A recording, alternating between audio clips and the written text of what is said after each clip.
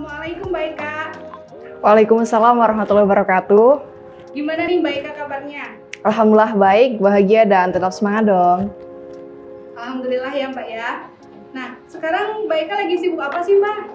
Kalau bicara sibuk, mungkin semester 6 kali ini ya KKN, tugas akhir skripsi, kemudian ada nge-project, mengisi seminar, kemudian mengikuti beberapa event nasional dan internasional, serta menggarap beberapa tulisan sih Mbak. Itu aja sih sibuknya.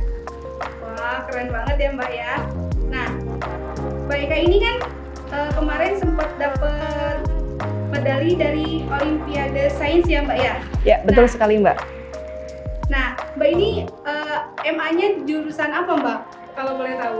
Oke, kalau kita bicara tentang Olimpiade Sains, jurusan saya waktu Madrasah Aliyah Negeri itu jurusan agama, bukan anak IPA ataupun IPS. Tapi saya tertarik dengan Olimpiade Sains, saya tertarik dengan jurusan ataupun hal-hal yang berbau sains ataupun ilmu pengetahuan alam.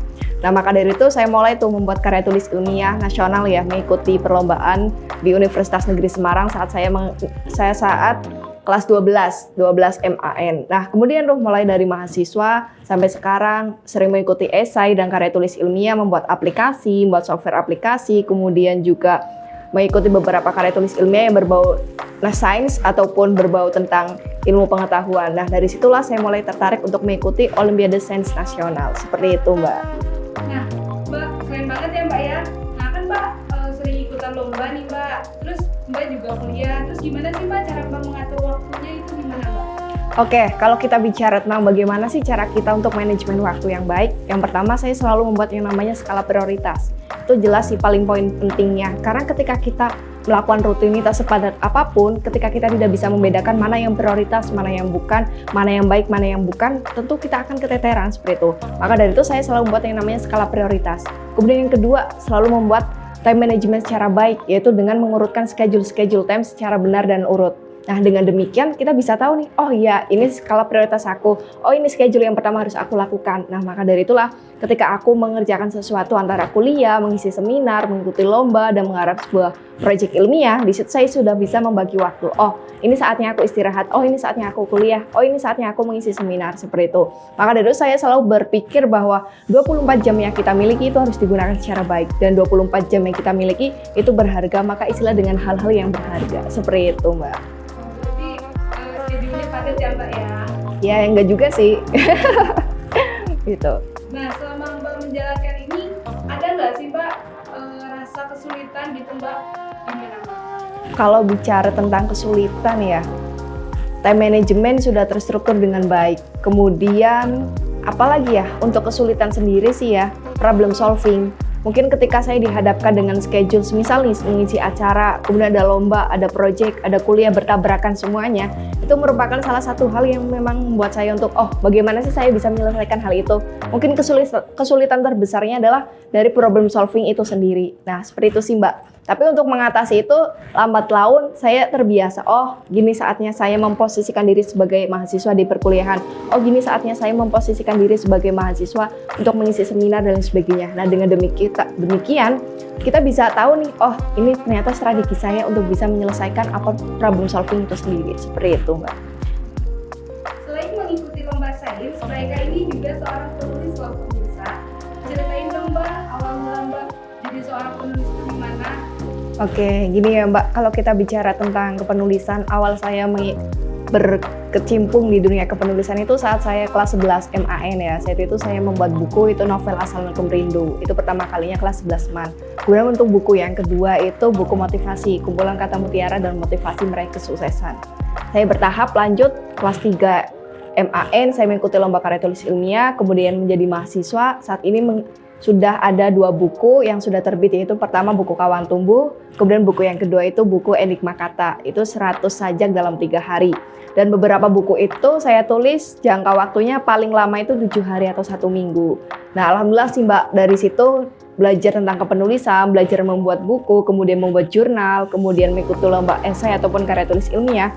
Buat saya mendapatkan hasil manisnya sampai saat ini menjadi seorang mahasiswa dan jadi tahu nih, oh ternyata gini loh caranya menulis yang baik, ilmiah yang baik, caranya menulis sastra yang baik, caranya menulis buku yang baik. Dan alhamdulillah sampai saat ini saya bisa alhamdulillah dipercaya mengisi beberapa seminar kepenulisan, motivasi, dan sebagainya. Nah, maka dari itulah saya berpikir ketika skill kita diasah dengan baik, potensi kita dimaksimalkan secara baik, kita akan mendapatkan hasil manisnya saat ini. Seperti itu sih, Mbak.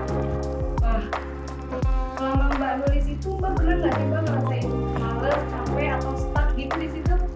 Oke, kalau kita bicara pernah sih rasain capek ataupun stuck, itu pasti ya, semua orang itu wajar merasakan hal itu. Tapi kalau saya sendiri capek menulis, ya pasti istirahat dulu. Dan selamanya saya memforsir diri saya untuk satu hari itu harus full nulis tuntas. Misal nih, satu hari itu nulis 50 halaman dan sebagainya. Saya tidak memaksakan hal itu. Pokoknya kalau capek ya istirahat, kalau lelah ya udah tidur kayak gitu loh. Kalau stuck dalam menulis itu pasti ya, pasti. Semua orang merasakan hal itu. Tapi di situ saya punya strategi sendiri. Kalau saya merasa stuck ataupun jenuh ketika menulis, ya udah saya tutup laptop, saya tutup tulisan saya cari refreshing, cari ide baru, hal apa yang bisa membangkitkan semangat saya untuk bisa menulis lanjut kayak gitu. Karena bagi saya keharusan menulis itu seperti ini. Saya punya statement bahwa saya tidak pernah bercita-cita untuk bisa menjadi seorang penulis, tapi saya bercita-cita agar saya bisa melahirkan sebuah karya kayak gitu. Ketika saya wafat nanti, mungkin karya saya masih ada. Karena itulah karya itu tidak akan lekang oleh waktu kayak gitu sih Mbak. Gitu. Bagus banget ya Mbak ya. Terus denger-denger nih Mbak katanya mau ke Malaysia ya Mbak ya. Terus Mbak itu mau ngapain sih Mbak ke Malaysia? Wah, denger dari siapa nih gosip nih? Dengar mau ke Malaysia. Oke, itu salah satu program itu ya, Student Exchange, pertukaran pelajar dan International Youth Leader dari Kediri Pare yang memang sudah bersinergi dengan Kuala Lumpur, kemudian Australia, Saudi dan sebagainya kayak gitu. Jadi itu salah satu program kepemudaan, salah satu program leadership dan student exchange atau pertukaran pelajar.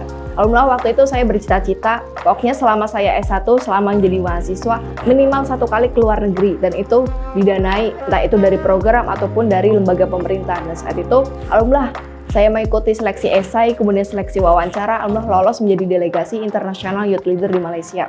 Itu akan berangkat tanggal 14 Agustus nanti dan acaranya 15 sampai 17 Agustus. Dan di situ saya bawa nama baik kampus, bawa nama baik daerah, kemudian bawa nama baik Citra Indonesia untuk di kancah internasional. Dan itu salah satu impian saya ke luar negeri dan memang salah satu negara yang saya tuju untuk bisa lanjut studi S2 ataupun S3 itu di Malaysia. Alhamdulillah, gitu sih Mbak. Wah, hebat banget ya Mbak ya.